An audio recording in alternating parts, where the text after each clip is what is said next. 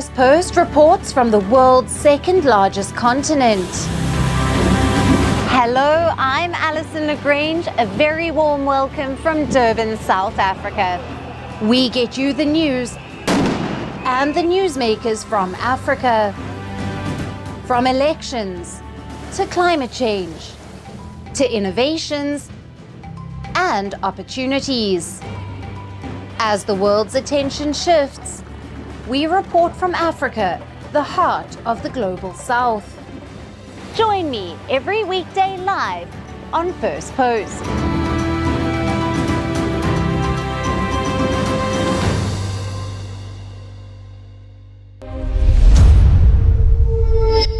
Welcome to Firstpost Africa, where we get you the top stories from the continent and from across the world.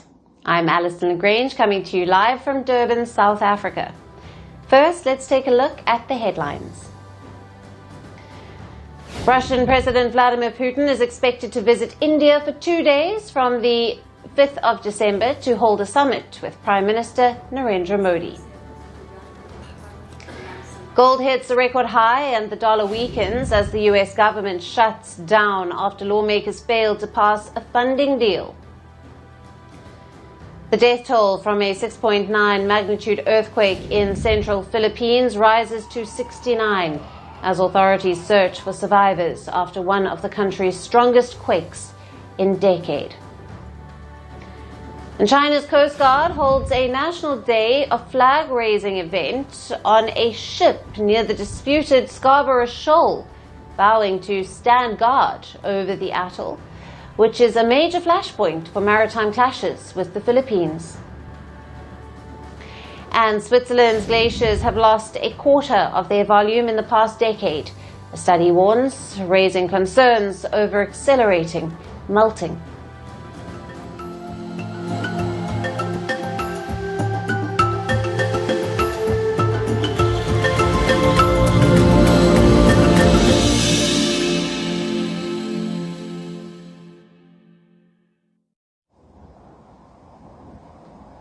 Hello and welcome. Let's take a look at our top story, starting with the Gen Z protests gaining momentum in Africa.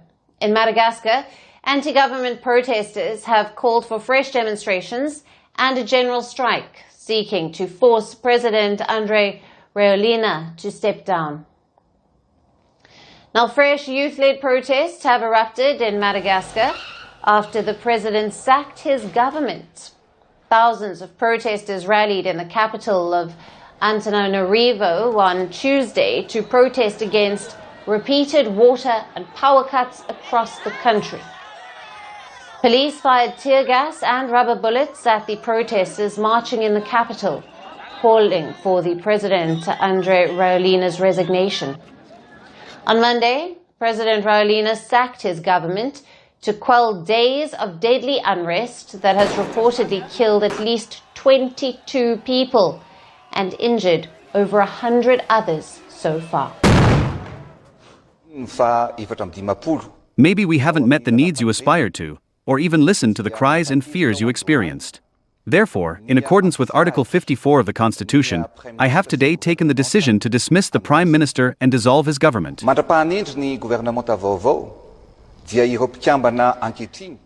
The president apologized to the people and vowed to find solutions to the country's problems.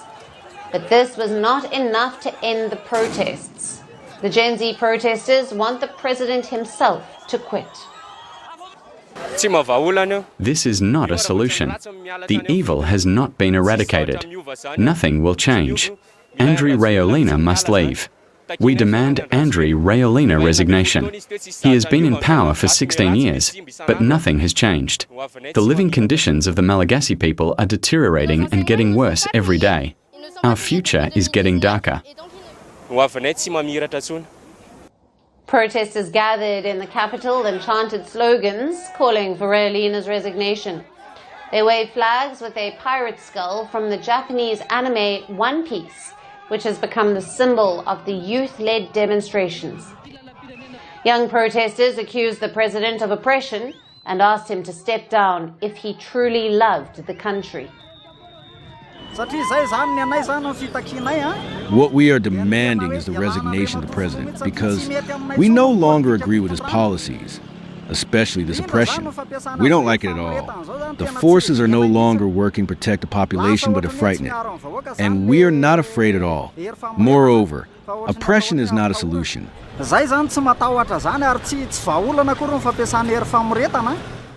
Last week, the protests spiraled into widespread nighttime looting, prompting authorities to declare a dusk-to-dawn curfew. These protests were publicized online and mirror the youth-led anti-government protests in Nepal, Indonesia, Kenya, and Nigeria.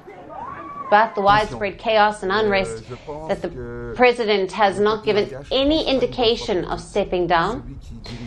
Now, Rajoelina first came to power in 2009 following a coup sparked by an uprising which ousted the former president, Marc Ravalomanana. Now, he did not contest the 2013 election due to the international pressure and was voted back into office in 2018. Now, Rajoelina was re-elected in 2023 in contested elections boycotted by the opposition. Madagascar is a large island of nearly 32 million people off the east coast of Africa. Though the country is rich in natural resources, it ranks among the world's poorest countries. The World Bank has recorded a sharp rise in poverty levels in urban areas in Madagascar in recent years. The public discontent is on the rise in Madagascar, and the failure of authorities to provide reliable supplies of water and electricity has further fueled the outrage. Protests have already compelled the president to sack his government, and now it remains to be seen if and for how long President Rajoelina can resist the Gen Z protesters calling for his resignation. And for more on this, we have with us Kani Magubane, a political analyst who is joining us live from Johannesburg, South Africa. Thank you for being with us, Kani. Great to have you on the show as always. Thank you so much for having me. Now, President Rajoelina has already dismissed his government and has apologized. Yet the protests continue. What does this tell us about the depth of public frustration, and why do you think this gesture has failed to calm the unrest? I think this gesture has failed to calm the unrest because it was not the solution that was needed to the problem, because the people's problem was not so much who was in cabinet or who the government officials are, but it was the systematic, destroying of the infrastructure that we've seen over the years. When there's no proper plan in terms of infrastructure development, it's bound over time to really lead to these type of problems. So the reaction or the response by the President Andry Rajoelina to fire his cabinet and his prime minister was a misreading of the current situation on the ground. The people are crying for conditions that can no longer be accepted. They can no longer live under these conditions. Young people are saying whether it's person A or person B that is in power, that's not really our fight. What our fight is for a change in our social and lived experience. Because remember that in Africa, it's the same story over and over again. A minerally rich country that should otherwise be wealthy, that should otherwise be able to provide for all its citizens, is unable to because of the incapacitation of its government. Governments in places like in Madagascar, they are not capacitated properly, and I think that the president has misread the anger of the young people. They are mobilizing through digital platforms, TikTok, Facebook, and X. They are using what they know to talk to young people in Nepal, in the Philippines, in Morocco, to learn from them and to say we too refuse, to have those same realities being our future, because young people are looking at their future and they're asking themselves, is this the future of Madagascar that we want? And they are saying change today and change now. Yes, and Kani, you've drawn the comparison there, the protests being compared to the Gen Z-driven movements in places like Indonesia and Nepal with strong symbolism like the one-piece pirate flag. What does this tell us about the broader trend of these youth-led protests that are gaining momentum in Africa? What it's telling us is that young people refuse to be on the sidelines.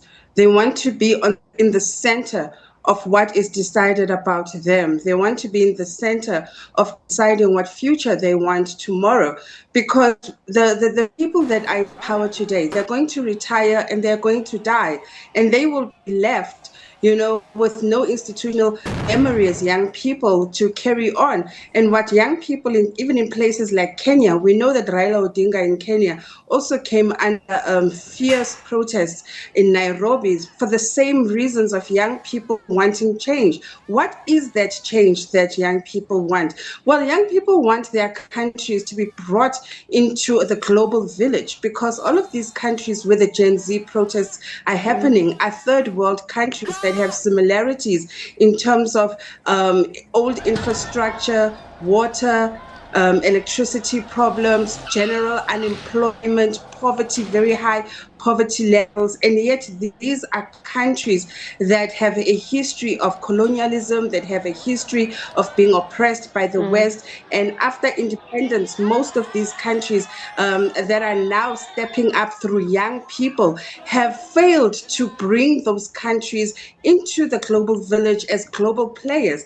Madagascar is a painfully country, even though it's an island, the fifth largest island in the world, that should otherwise be doing very well. So young people are making a very strong statement to say we will not be isolated, we will not be part of another generation of poverty, we will not be living like how our parents lived and how our grandparents. We want something new for ourselves. And I think this is a moment really to behold in Africa, because this movement is going to spread.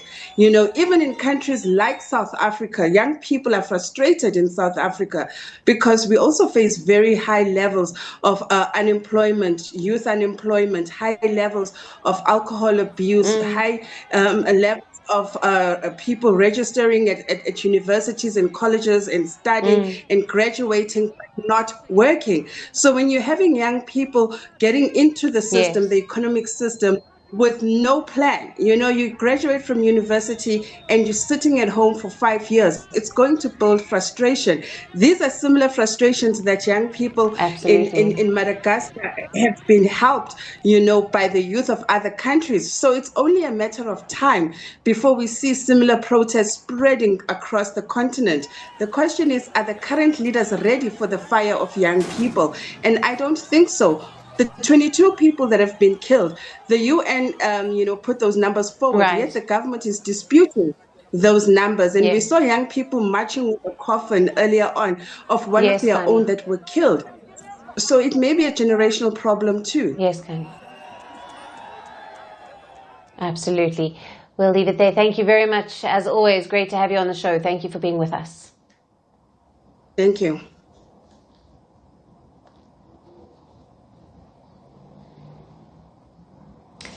Now, another African nation where Gen Z protests have triggered chaos is Morocco. After days of protests calling for education and health reforms, violent clashes erupted in the North African nation on Tuesday. Hundreds of young protesters clashed with security forces across several Moroccan cities, including the capital Rabat, where reportedly dozens of young people were arrested as they attempted to chant slogans. As per media reports, in the cities of Tiznit, in Zangan and Ait Amrira, as well as the eastern city of Hoja and the Temara near the capital of Rabat, hundreds of young protesters hurled stones at security forces attempting to disperse the gatherings. Security forces were seen using water cannons on protesters and extinguishing fire on the streets. Dozens of protesters have been arrested since the demonstrations began last week, and reportedly many of them were released later. The protests have been organized by a group named Gen Z 212 via social media platforms like TikTok and Discord. Young protesters have been rallying against corruption and the government's misplaced priorities. Young Moroccans have blasted the government for pouring money into international sporting events at the cost of public infrastructure. The North African nation is preparing to co-host the 2030 FIFA World Cup.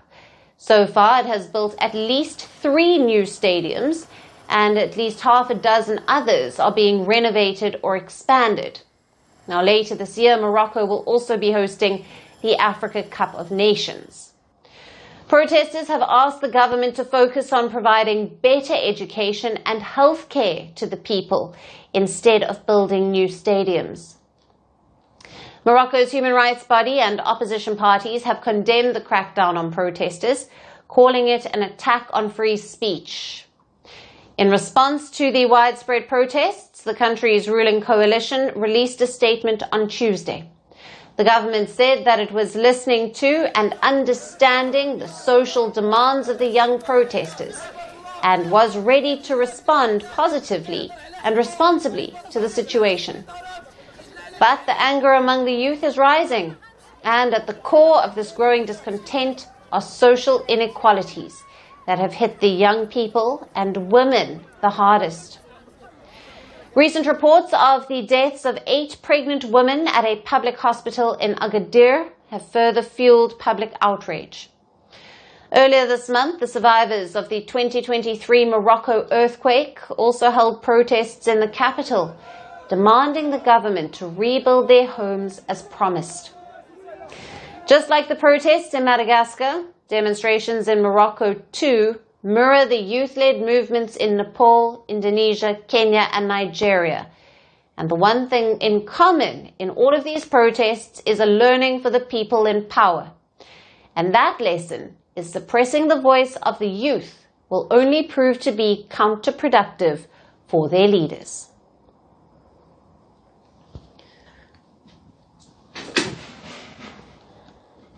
And shifting focus to the Democratic Republic of Congo, a military court has sentenced the former President Joseph Kabila to death in absentia for treason. Kabila, who was neither present nor represented at the trial in the capital of Kinshasa, was found guilty of collaborating with the anti-government M23 rebels, the group that has seized large areas of the mineral-rich eastern Congo and is allegedly backed by neighboring Rwanda. It is therefore clear that the defendant Joseph Kabila Kabange maintained and continues to maintain intelligence links with Rwanda, a foreign power hostile to the DR Congo, and that together with Corneille Nangaa and other members of the AFCM-23 coalition, he planned to overthrow the constitutional regime in power by force of arms.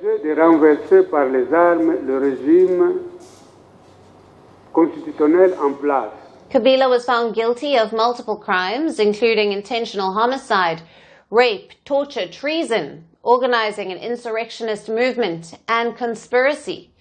He was also ordered to pay around $50 billion in various damages to the state and to victims. All the offences with which the defendant was charged are declared proven, and for this reason he has been sentenced to all the penalties I have just mentioned.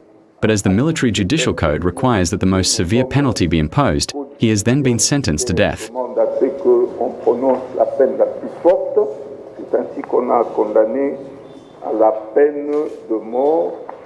Kabila spent almost 2 decades in power and only stepped down after deadly protests against him. He went into a self-imposed exile in 2023, but he briefly reappeared in the eastern city of Goma in May, after rebels had seized the mineral-rich city. During this visit, Kabila met with local religious leaders in the presence of an M23 spokesman. President Felix Tshisekedi has called Kabila the brain behind the armed group, while Kabila has described Tshisekedi's government as a dictatorship, vowing to do what he can to bring it to an end. Observers say the death sentence may be intended to prevent Kabila from uniting opposition forces within the country. This despite his current whereabouts remaining unknown. His parliamentary immunity as a senator for life was lifted at the end of May. That allowed the trial to proceed. And this comes as tensions in the eastern DRC persist. The region has been plagued by decades of violence, primarily led by M23 rebels. The group now controls large parts of North Kivu and South Kivu provinces. Rwanda denies providing military support to the M23, but UN experts say that the Rwandan army played a critical role in the group's offensive. A peace agreement between the Congolese and Rwandan governments was signed in June in Washington. In July, a declaration of principle between the DRC and the M23 in favor of a permanent ceasefire was signed in Qatar. Now, despite these agreements, violence continues on the ground, with multiple reports of abuses against civilians, including executions, gang rapes, and kidnappings. The United Nations investigation last month found that all parties to the conflict may have committed war crimes and crimes against humanity. Kabila's trial highlights the deep political divisions and the ongoing instability in the eastern DRC, as international efforts for peace struggle to take hold amid the continued violence.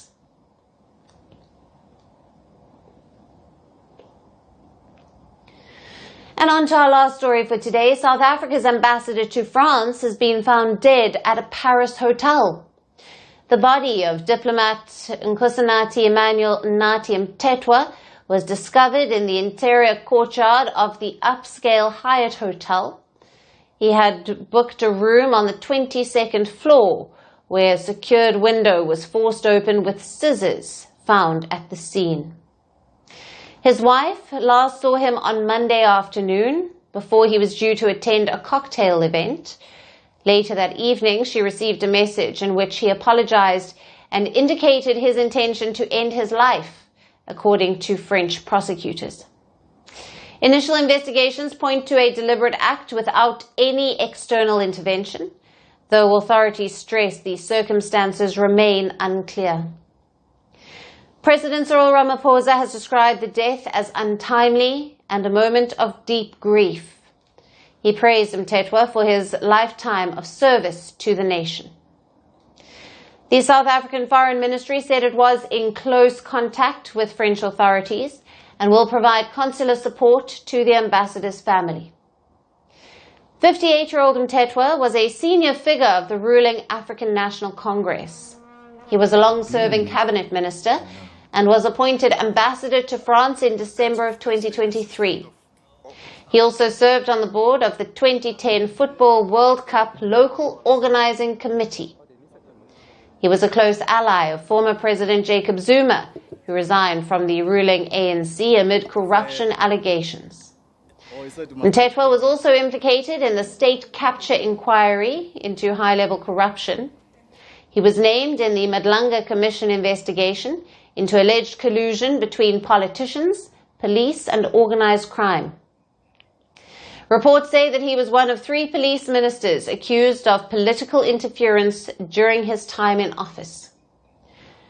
French authorities are continuing their investigation into the unexpected death of this prominent figure who was connected to highly sensitive inquiries. The coming days are expected to shed more light on the circumstances surrounding his death. And with that, we've come to the end of this broadcast. Thanks for being with us. Stay tuned to Firstpost, and goodbye.